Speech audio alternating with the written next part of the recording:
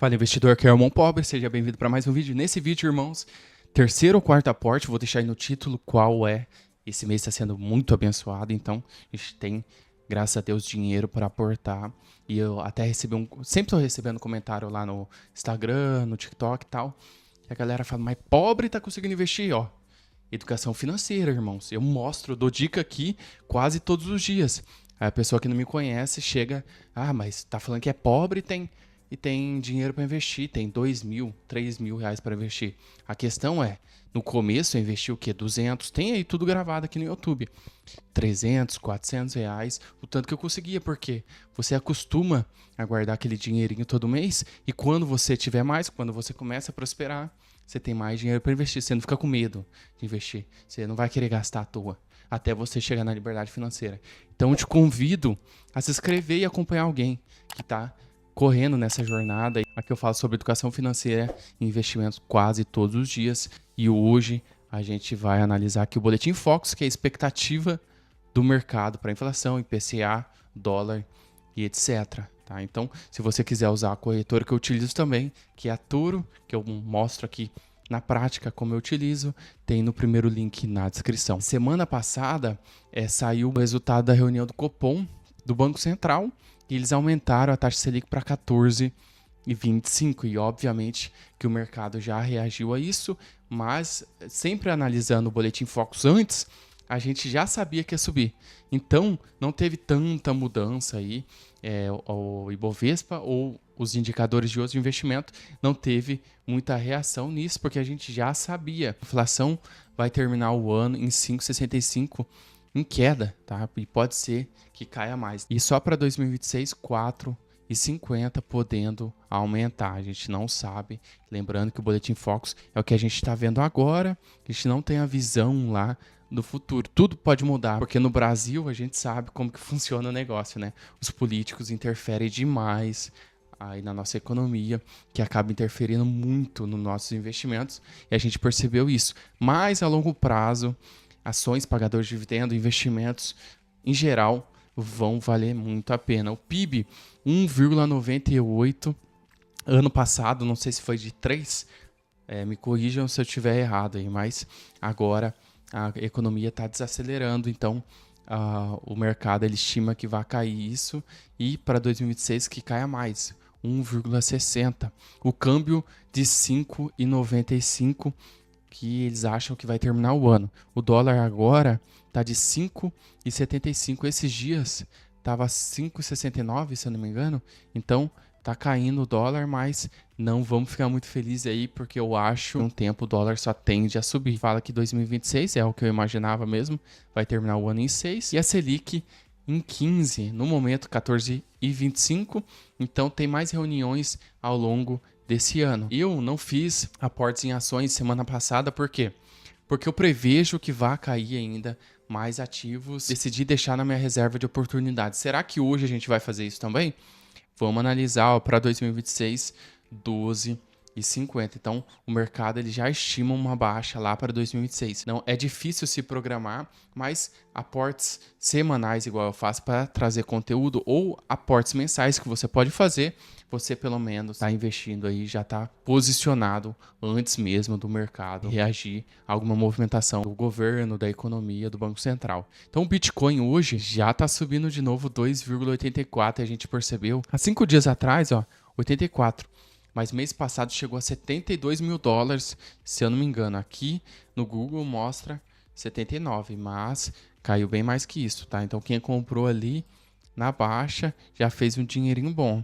E eu comprei, me recordo, ano passado, a 66 mil dólares. Eu não divulgo aqui mais os meus bitcoins, porque eu invisto para proteger contra o Estado. Já falei isso lá no Instagram. Se tudo der errado, eu tenho meus bitcoins.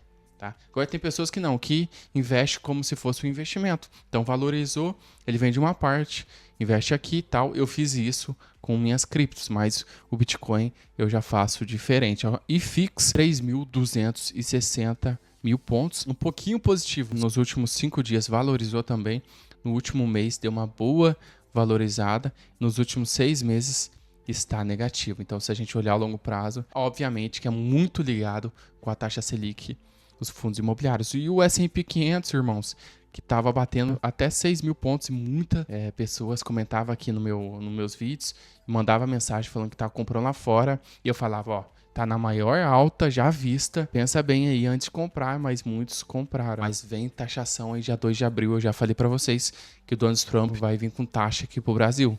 Então por isso que eu não fiz aportes aí semana passada e tô querendo fazer uma reserva de oportunidade, que eu acho que ainda vai ter quedas aí na bolsa. E hoje teve uma boa queda, já reagiu esse boletim Fox, ó. Caiu 0,94.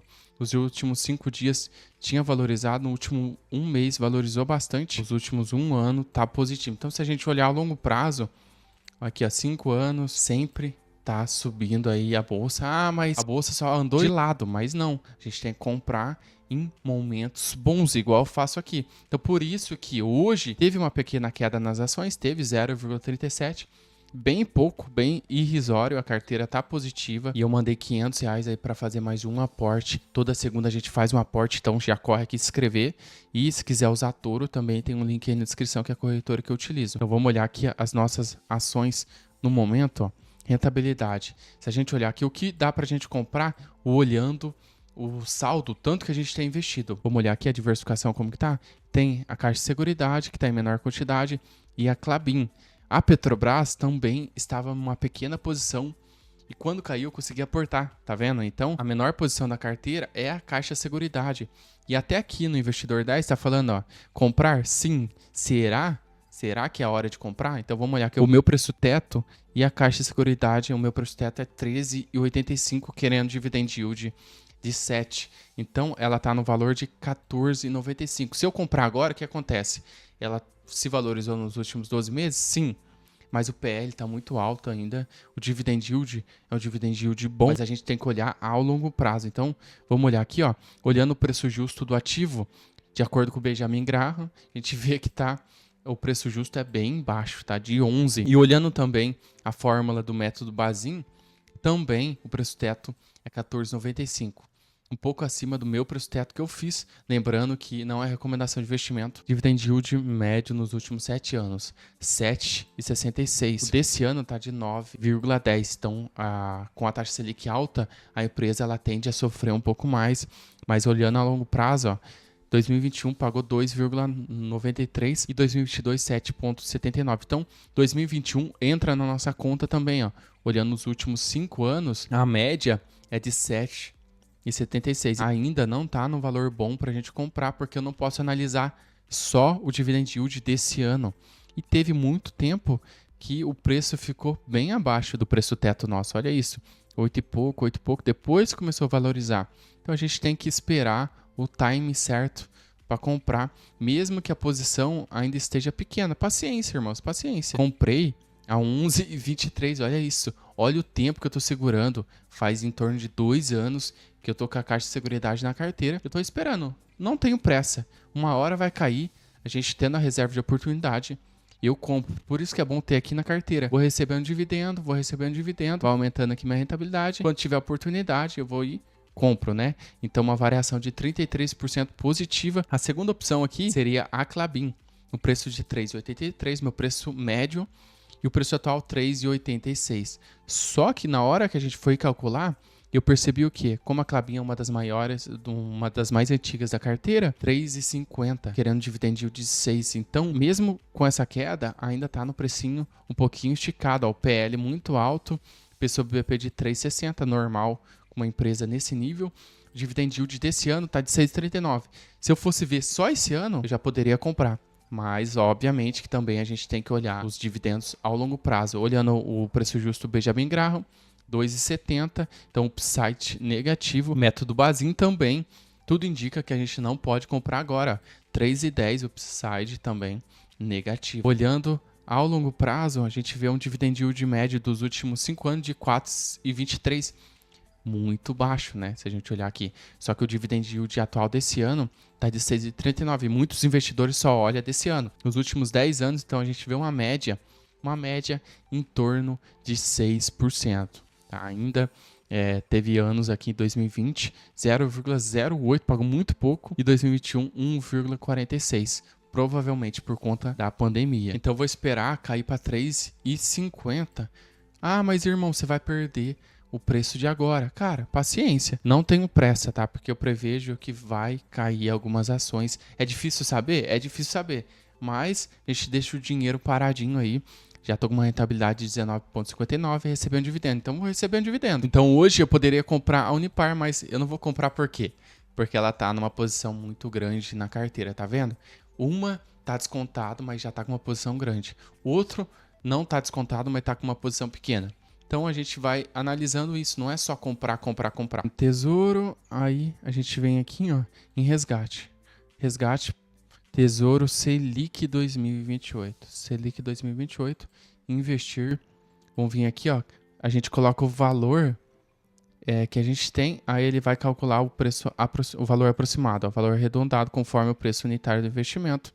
Então vou vir aqui, ó, R$ 486, garantido pelo Tesouro Nacional.